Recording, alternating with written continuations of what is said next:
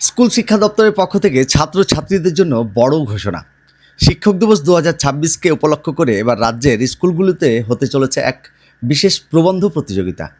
সেই প্রবন্ধের বিষয় হচ্ছে কেমন হবে আমার বিদ্যালয়, কোন শ্রেণীর ছাত্ররা অংশ নিতে পারবে, কত শব্দে লিখতে হবে, আর স্কুল থেকে জেলা পর্যন্ত কিভাবে বাছাই হবে, জেনে নেব আজকের এই ভিডিওতে। পশ্চিমবঙ্গ সরকারের বিদ্যালয় শিক্ষা দপ্তরের পক্ষ থেকে শিক্ষক দিবস উদযাপন 2026 উপলক্ষে স্কুল পড়ুয়াদের জন্য একটি প্রবন্ধ প্রতিযোগিতার নির্দেশ প্রকাশ করা হয়েছে।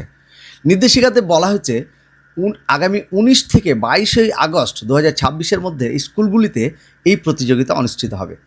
প্রাথমিক বিদ্যালয়ের ছাত্রছাত্রীদের জন্য প্রবন্ধের শব্দসীমা রাখা হয়েছে 200 শব্দ।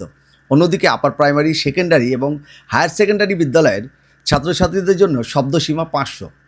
সবচেয়ে গুরুত্বপূর্ণ বিষয়, ছাত্রছাত্রীরা নিজেদের মাতৃভাষা বা স্থানীয় ভাষায় এই প্রবন্ধ লিখতে পারবে। প্রাথমিক বিদ্যালয় থেকে সেরা একটি প্রবন্ধ বাছাই করে তা 24 আগস্টের মধ্যে সার্কেল অফিসে পাঠাতে হবে।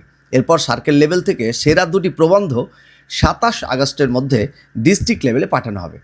জেলা পর্যায়ে সেরা 3টি প্রবন্ধ নির্বাচন করা হবে এবং নির্বাচিত ছাত্রছাত্রীদের 5 সেপ্টেম্বর তথা 5 সেপ্টেম্বর 2026 তারিখে সম্বর্ধনা দেওয়া হবে। Upper primary, secondary, higher secondary এই সকল স্কুলের ছাত্রছাত্রীদের ক্ষেত্রে প্রতিটি স্কুল থেকে সেরা দুটি প্রবন্ধ নির্বাচন করে 24 আগস্টের মধ্যে সংশ্লিষ্ট সাব ডিভিশনাল অফিসে পাঠাতে হবে। সাব ডিভিশনাল লেভেল থেকে সেরা দুটি প্রবন্ধ নির্বাচন করে 27 আগস্টের মধ্যে ডিস্ট্রিক্ট লেভেলে পাঠানো হবে।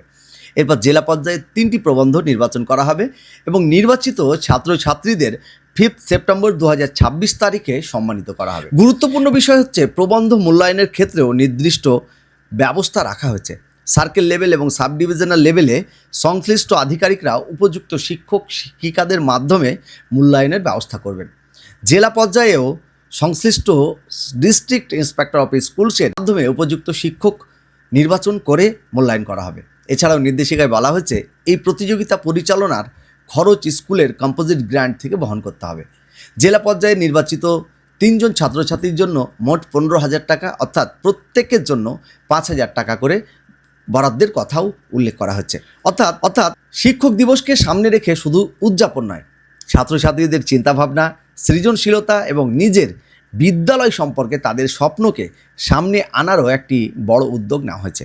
তাই আপনার বিদ্যালয়ের ছাত্রছাত্রীদের এই সুযোগের কথা অবশ্যই জানিয়ে দিন।